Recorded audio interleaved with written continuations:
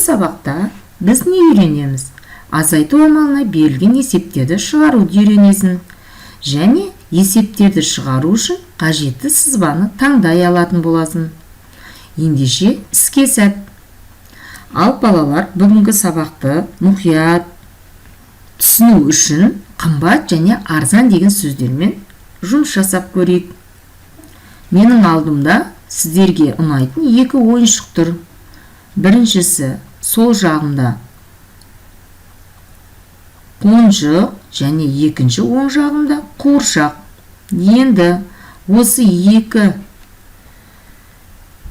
ойыншықтың қайсысы қымбат немесе арзан екенін табу үшін бізге математика көмектеседі екен. Қалай дейсіңдер ма? Қазір оны өздеріңде байқайтын боласыңдар. Ал балалар, қалай ойлайсыңдар?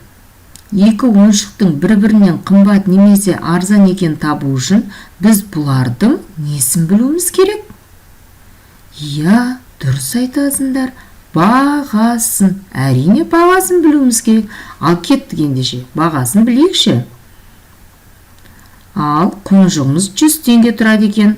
Қуыршағымыз 50 теңге. Тамаша, өте керемет бағалар.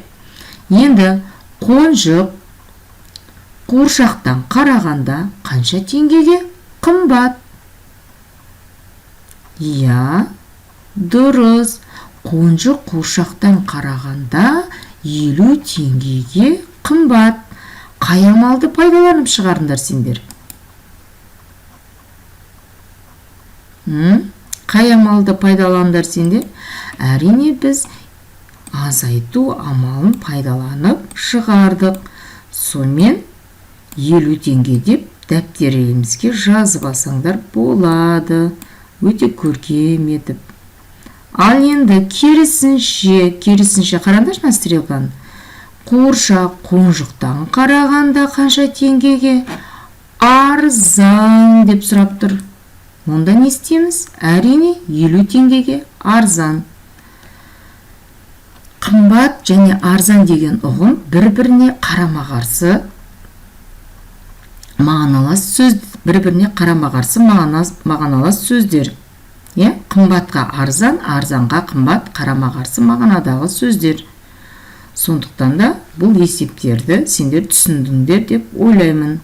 Ал енді математикада қымбат деген орнына және арзан деген орнына қандай сөздермен теңестіріп айтуға болады екен?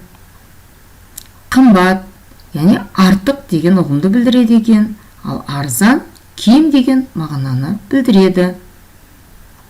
Өте тамаша. Келесі тапсырмаға көшейік.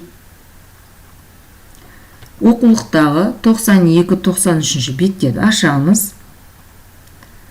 Қаншаға қымбат, қаншаға арзан деген сұрақтарға жауап береміз және оны дәптерімізге жазып отырамыз. Серік тоқаш сатып алғысы келді. Оның ақшасы жете ме? Неге? Серіктің батон сатып алуға ақшасы жете ме? Неге? Қайсысы қымбат? Тоқаш па әлде батон ба? Қаншаға қымбат дейді? Балалар, қараңдаршы, осы есепте қаншама сұрақ белгі тұр, міне. Оның ақшасы жете ме? Бірінші сұраққа жауап береміз. Одан кейін неге? Не себепті ақшасы жетеді, не болмаса жетпейді? Ал келесі сұрақ, серіктің батон сатып алуға ақшасы жете ме? Неге? Қайсысы қымбат? Тоқаш па әлде батон ба? Қаншаға қымбат? Міне, әрбір сұрақ белгі тұрғанның бәріне жеке-жеке жауап беретін боламыз. Ол үшін біз серікте қанша ақша бар екенін біліп алайық. Жарай ма? Ал экранды үлкейттім мен сендерге. Қараңдаршы балалар, серіктің қолында қанша ақша бар? 20 теңге және 20 теңге. Яғни 2-20 теңгені қосқанда қанша теңге болады? Иә, әрине 40 теңге болады. Балалар, серіктің қолында қанша теңге бар екенін білдік біз? 40 теңге бар екенін білдік. Енді сұраққа шетінен жауап бере бересіңдер. Серік тоқаш сатып алғысы келді, оның ақшасы жете ме тоқашқа? Ал енді тоқаштың бағасын біліп алайық. Балалар, тоқаштың бағасы 30 теңге. Қалай ойлайсыңдар, серіктің ақшасы жете ма? Әрине жетеді. Себебі серікте 40 теңге бар. 40 теңге 30 теңгеден артық. Қанша теңгеге артық? 40-тан 30-ды азайтқанда қанша теңге шығады? Әрине 10 теңге. Серік оны сатып алады. Ал батон сатып алуға ақшасы жете ме дейді. Ал енді батонға қарайық. Батон қанша теңге балалар? 70 теңге. Ал серікте қанша теңге бар? 40 теңге бар. Жете ме екен батонға? Әрине батонға жетпейді. Себебі 70 теңге 40 теңгеден артық. Яғни 70-тен 40-ты азайтамыз. Қанша теңге жетпейді сонда бізде батонға? Оны дәптерге жазып, маған жолдайтын боласыңдар. Енді қайсысы қымбат, тоқаш па, әлде батон ба дейді. Ал салыстырайық. Тоқаш 30 теңге, батон 70 теңге. Енді батоннан тоқаштың бағасын азайтамыз. Қанша теңгеге қымбат екенін табуға болады.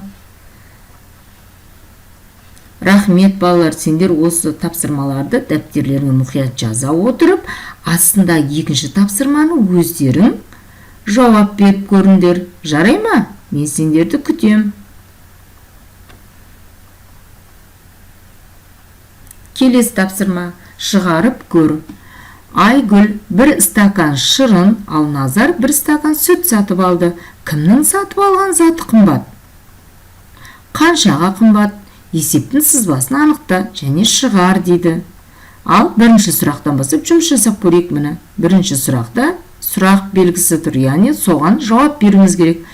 Кімнің сатып алған заты қымбат? Ойланамыз. Әрине, Айгүлдің сатып алған шырыны Назардың бір стакан сүтінен қарағанда қымбат. Оны қайдан білдік? Бағаларынан білдік. Айгүл бір стакан шырын 90 теңге тұрса, бір стакан сүт Назардікі 40 теңге тұрады. Қаншаға қымбат екен? Есептеп маған жазып жіберіңдер. Яғни бұл жерде қай амалды пайдаланамыз? Мен сендерге көмек ретінде шамалы көмек ретінде көрсетіп отырмын. Енді ары қарап түсінген боларсыңдар деп ойлаймын. Келесі, есептің сызбасын анықта. Бізде екі сызба тұр. А сызбасы және Ә сызбасы. Қалай ойлайсыңдар? Осы есепке қай сызба сәйкес келеді? Мұқият қарап отырсаңдар, бұл жерде де мен сендерге шамал көмектестім. Тек қана назар салып қарасаңдар болғаны.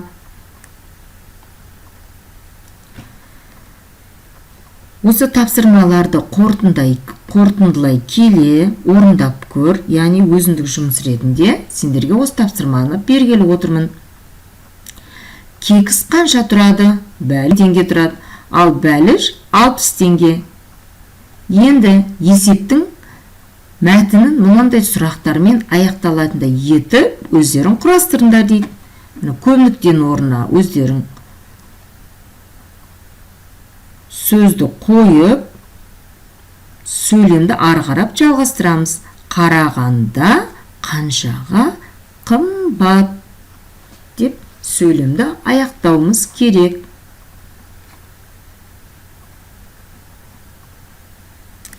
Осы тапсырмаларды орындап болғаннан кейін қосымша дәптермен жұмыс жасауды ұмытпаңдар.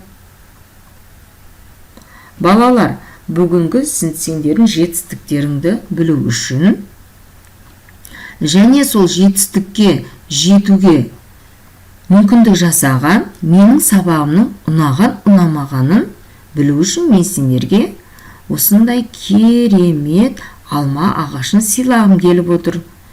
Дәптерлеріңе сурет салатын дәптерлеріңді алып, осындай әдемі керемет алма ағашын суретін сала отырып, ұнаса көк жапырақтармен толтырамыз. Ал егер бүгінгі сабақ ұнамаса, сары жапырақтармен толтырып, ағашымызды жапырақтармен әсемдейміз. Ол суреттеріңді маған міндетті түрде жолдаңдар. Мен сендерден кері байланысты күтемін. Келесі кездескенше сау болыңыздар.